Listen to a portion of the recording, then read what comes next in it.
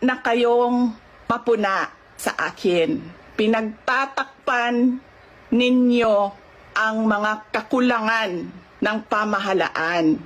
Ako ang ginagawa ninyong punching bag para hindi napapansin, nakikita, naririnig ng mga tao ang kalokohan, ang korupsyon at ang katiwalian na ginagawa sa gobyerno.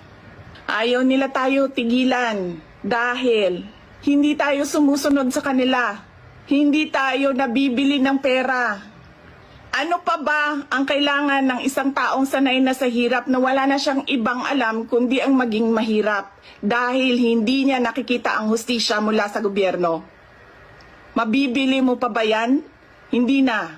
Dahil ang tao sanay sa hirap. At mali yun. Mali yun.